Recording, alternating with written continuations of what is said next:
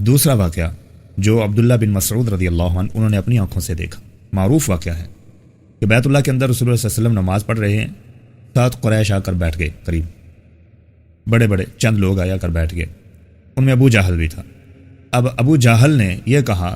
کہ فلاں جگہ پر ایک بندے کا اونٹ ذبح ہوا ہے اور اس کی اوجڑی وہاں پر پڑی ہے، کون ہے جو وہ اٹھا کر لائے اور رسول اللہ صلی اللہ علیہ وسلم کے اوپر پھینکے؟ نعوذ باللہ من ذالک۔ تو ان میں سے عقبہ بن ابی معیط اٹھا، جو بدبخت انسان ہے، جو رسول اللہ صلی اللہ علیہ وسلم کا بڑا دشمن ہے،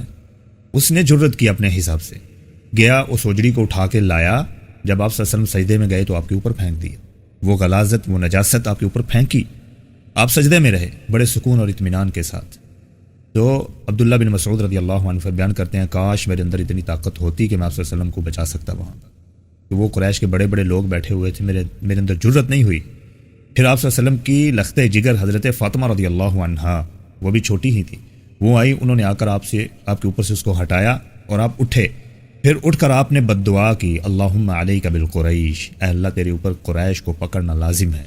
وہاں پر آپ صلی اللہ علیہ وسلم نے 7 لوگوں کے نام گنوا کر فرمایا تھا، اللہم علیک ابو جہل، اللہم علیک عقبہ بن ابی معیط، 7 لوگوں کے نام گنوائے۔ پھر عبداللہ بن مسعود رضی اللہ عنہ بیان کرتے ہیں کہ اللہ کی قسم میں نے انہی 7 لوگوں کو بدر کے دن میں نے دیکھا کہ وہ 7 کے 7 قتل ہوئے پڑے ہیں اور کنویں کے اندر پڑے۔